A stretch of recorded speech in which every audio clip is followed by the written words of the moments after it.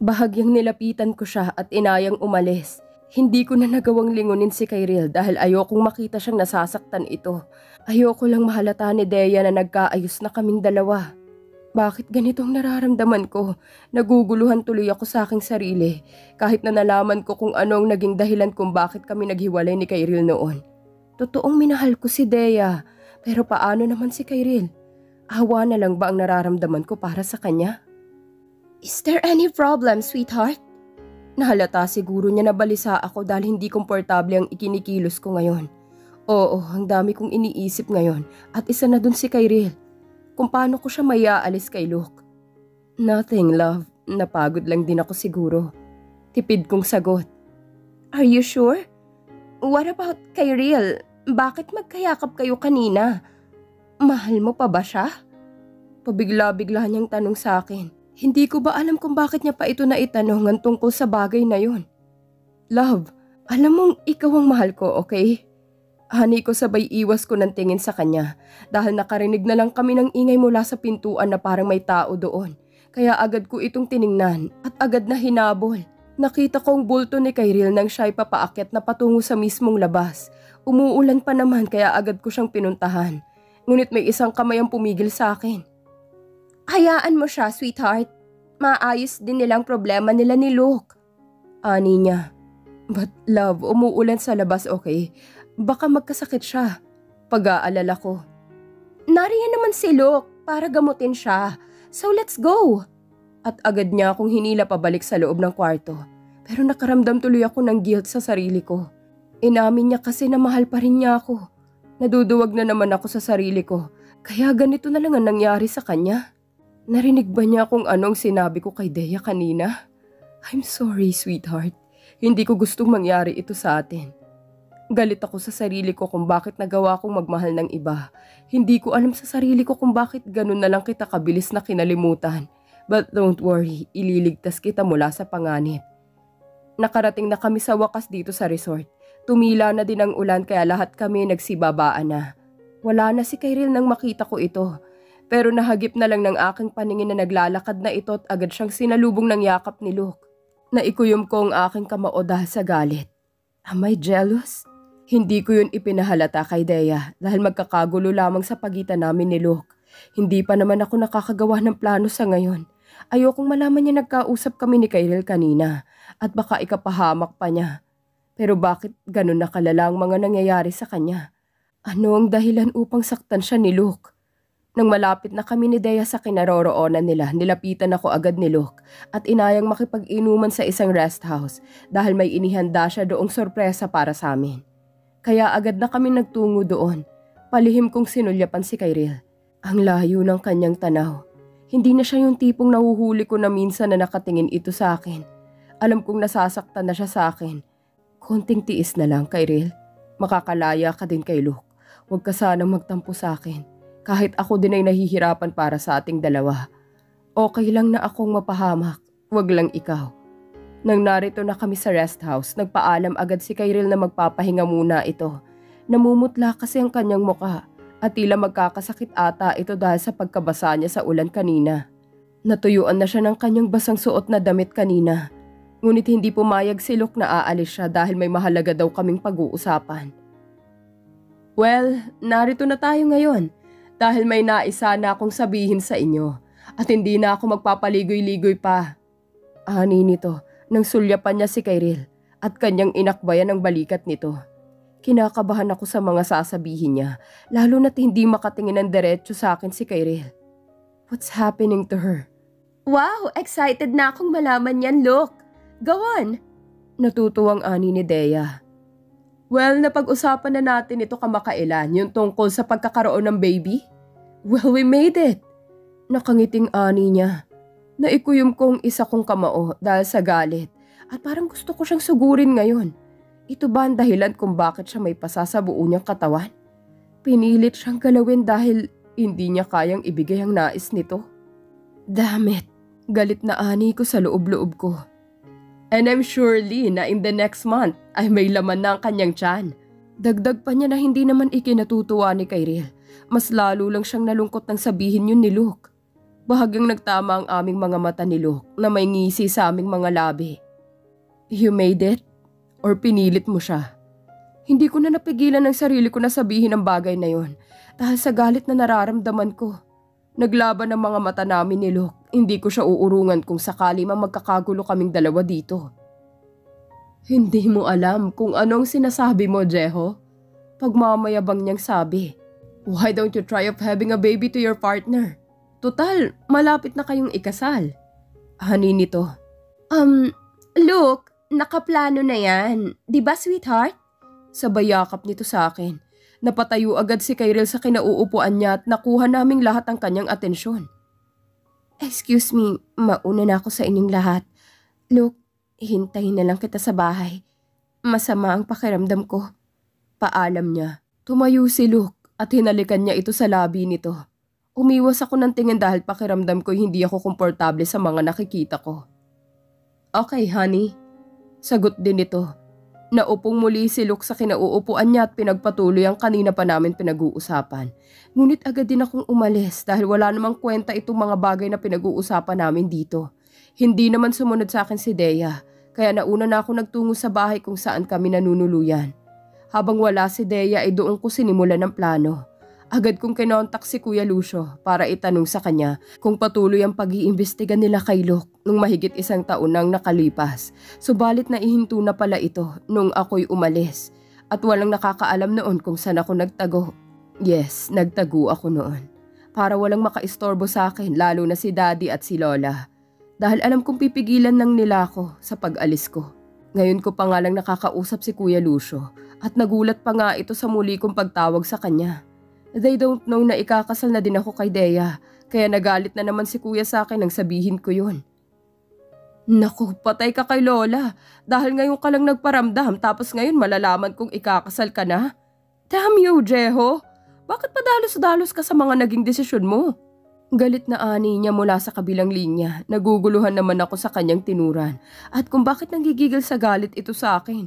Napatawa na lang ako dahil minsan ko lang marinig kay Kuya na galit ito sa akin. Mga kaibigan ko lang kasi ang nakakaalam kung nasaan ako noon. At sila pang naunang nakakaalam na ikakasal ako kay Dea. Kaya alam kong pati din si Lola at Daddy ay magagalit din ng mga ito sa akin. Namiss mo lang ako, Kuya eh. Ani ko. Gago ka talaga, Jeho. Ang gago mo. Makakatikim ka sa akin kapag nakita kita. Magpakita ka na sa Daddy mo at kay Lola as soon as possible bago kayo ikasal ng fiancé mo. Galit niyang sigaw mula sa kabilang linya. Sa kanya ako pinatayan ng tawag. Nakakagulat. Yun ang nararamdaman ko dahil sa mga pangyayaring hindi ko alam. Pero alam ko kung anong ikinagagalit nito.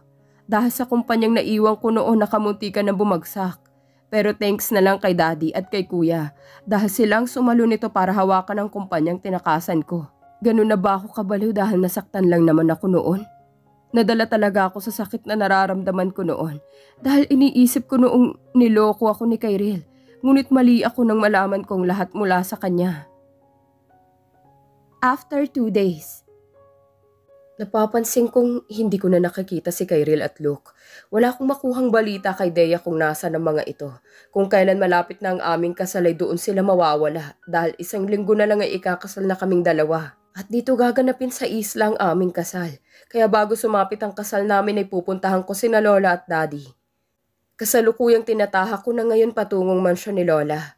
Hindi nila alam na ngayon ako darating. I want to surprise them. Kaya hindi ko ipinaalam na ngayon ako dadating. At kasama ko ngayon si Dea para makilala naman nila ito. After many hours, nakarating din kami agad sa mansyon ni Lola.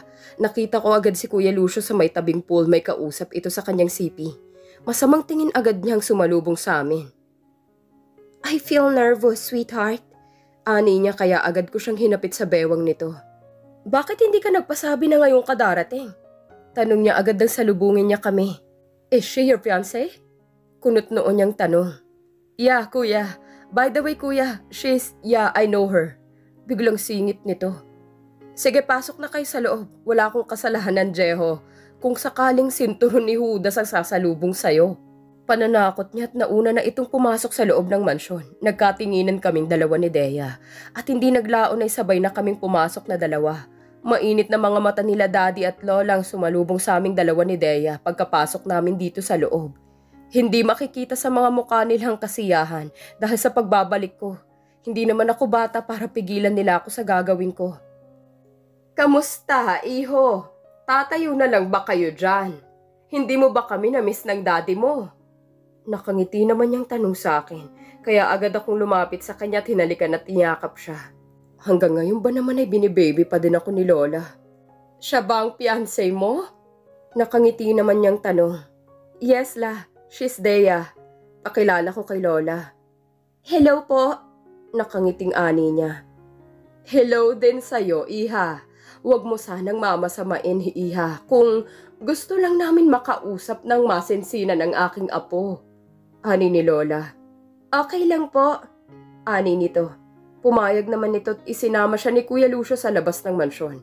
Nang kami na lang ang nasa loob ng living room ay agad akong nakatanggap ng suntok kay Dad. Hindi nagulat si Lola sa ginawa ni Dad. Napatingin ako kay Dad. Kay sama ng tingin niya sa akin. Mamili ka, Jeho.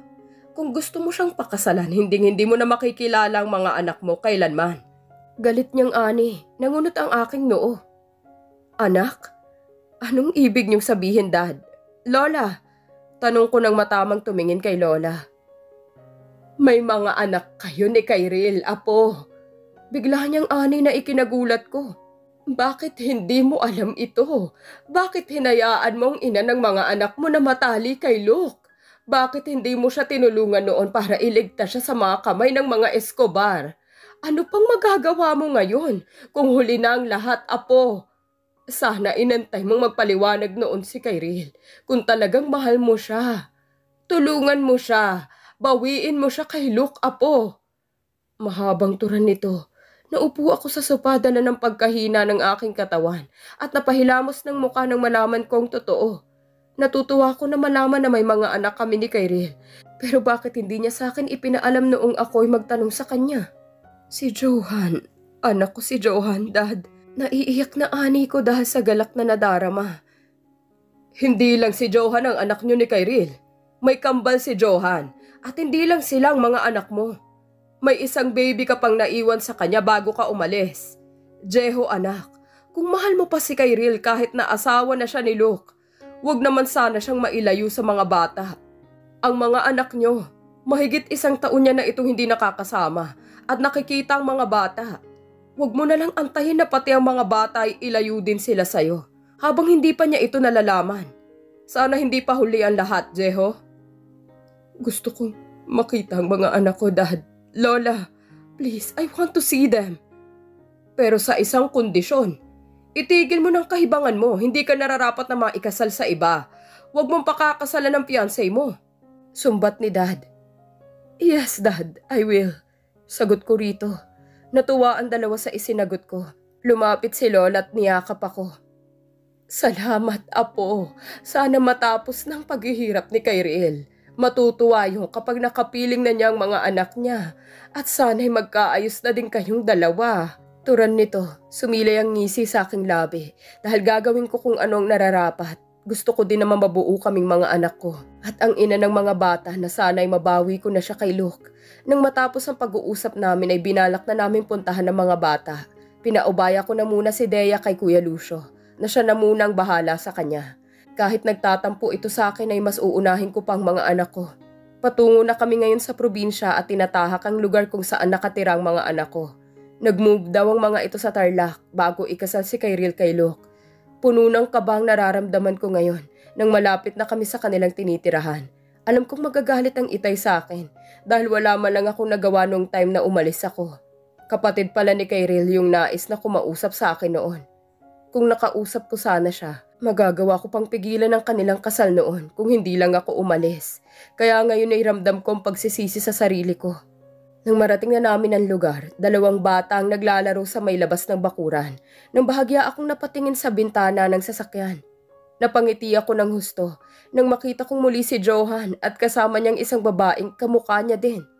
Ito na siguro ang kanyang kambal. O ano, apo, wala ka bang balak na bumabari yan? Hanggang dito mo na lang ba sila titingnan? Ani ni Lola, mukhang galit pa ito sa akin. Si Papay nakangisi lang. Okay, Lola, lalabas na po. Magalang kong sagot na parang bata. Pepektusan na lang kasi ako ni Lola kapag gusto niya akong gulatin. Nagsibabaan na kaming lahat sa sasakyan. Napalingon ng mga bata nang marinig nilang malakas na pagsarado ng mga pinto ng sasakyan at patungo ang dalawa dito. Lumabas silang dalawa sa bakal na gate. "Daddy!" Natutuwang ani ni Johan nang makita niya ako at agad na nagpabuhat sa akin. Ang bigat na niya nang kargahin ko ito. Namiss ko siya ng husto. Kumunot ang noo ng kambal niya. "She looks like me." Nang pasadahan ko siya ng tingin, ngunit tinarayan lang niya ako. Wow, parang si Kyril lang kumakatingin. "Daddy, asan na po si Mama?" Biglang tanong ni Johan. Matagal na kasi nila itong hindi nakikita, kaya ganito agad ang bungad niyang tanong. Busy lang si Mama, okay?" Pagsisinungaling ko, dahil hindi pa nila alam kung ano ang nangyari sa kanya. Natutuwa naman si Lola nang lumapit ang batang babae sa kanya. I don't know her name, kasi ngayon ko pa lang siya na-meet. "Is she mad at me?" Tanong ko kay Johan, nagkibit balikat na lamang ito sa akin. Nagtataka kasi ako kung bakit galit ito sa akin. Biglang may tumikhim sa aming likuran. Si tatay nakadarating lang, may mga dala-dala itong mga pinamili. And I think gatas at diaper ang mga yon. Excited na tuloy akong makita ang ikatlong baby ko. Mukhang hindi naman ito galit sa akin dahil nakangiti naman ang mukha nito.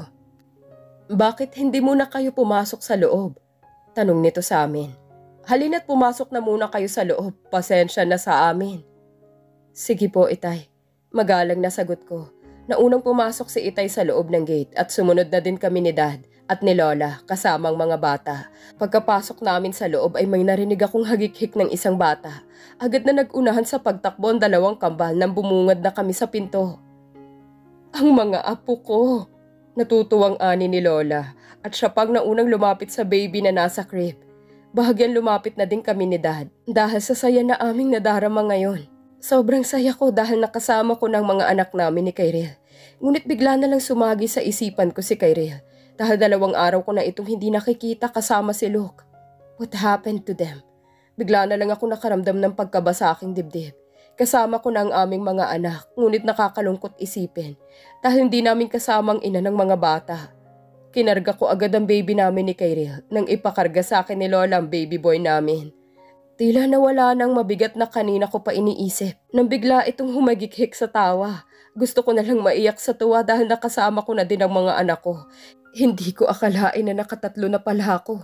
Sumili ang ngisi sa aking labi. Kung hindi pa siguro ako tumawag kay Kuya Lucio, ay hindi ko malalaman ang mga ito.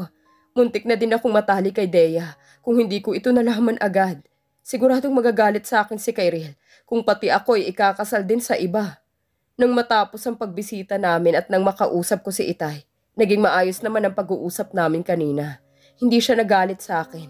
Humingi pa nga ito ng tawad dahil hindi niya agad nasabi sa akin kung ano ang plano ng mga Escobar noon. Ako sanang hihingi ng tawad sa kanya. Ngunit tumanggi lang ito dahil may kasalanan din siya. Hindi niya pinaalam agad sa akin na may anak na kami noon ni Kyril. Kailangan ko nang asikasuhin ang aking plano kung paano ko mababawi si Kyril kay Luke. Palabas na kami ngayon ng bahay. Ngunit bigla na lang may narinig kaming mga pag-iyak ng 2 kambal. Kaya't binalikan namin ang mga ito. "Mama!" Iyak ng 2 kambal habang nakatutok ang mga mata nila sa TV screen. Pati si Itay ay naiyak na din dahil sa bad news na nangyari kay Kyril. Hindi ako makapaniwalang nangyari ito sa kanila. Si Luke ay naimpurmang patay na dahil sa car accident. Para akong nanghina sa nalaman ko. Pero si Kyril ay nawawala ito. And thanks God. Sana nakaligtas siya sa aksidenteng yun. 2 araw na lumipas mula ngayon. Kaya pala hindi ko ito nakikita ay umalis pa lang mga ito. Kung patungo sila sa airport, balak ni Luke na ilayo si Kyril at itago. At ayon sa investigasyon ay nag-away ang mga ito kaya bumangga sila sa malaking puno. Si Luke ang nakumpirmang patay na. Pero in the same time, biglang naglaho ang katawan nito sa hindi malaman ng mga otoridad kung sino ang kumuha ng bangkay niya. And si Kyril ay hindi mahanap ang katawan nito matapos mabangga ang kanilang sasakyan. Sana'y ligtas lang siya. Sana ay nakatakas siya mula kay Luke. Sana'y walang anumang nangyari sa kanya. Pauwi na kami ng mansyon ngayon. Hindi na ako bumalik sa isla dahil wala na akong balak na ituloy ang kasal namin ni Dea. Pero sobrang nasaktan ito nang malaman niyang hindi na matutuloy ang kasal. Mas priority ko ngayon na hanapin si Kyril. But damn it, I hate her condition. Hindi siya aalis sa aking tabi hanggat hindi pa nahahanap si Kyril. Mahanap man o hindi, hindi siya makakapayag na iwan ko siya. Simula ngayon na hindi na ito umalis sa aking tabi at lagi itong sumasama kahit saan man ako magpunta and even in my work. Kaya halos araw-araw ay magkasama kaming dalawa. Hindi ko naman siya masisisi kung ito ang kanyang gusto dahil nahihirapan din siyang bitawan niya ako. Hindi niya deserve ang masaktan pero mas lalong hindi deserve ni Kyril itong mga nangyayari sa kanya ngayon. She suffered because of me. Wala akong nagawa para tulungan siya noon. Piling ko tuloy isa akong duwag dahil wala akong nagawa para iligtas siya.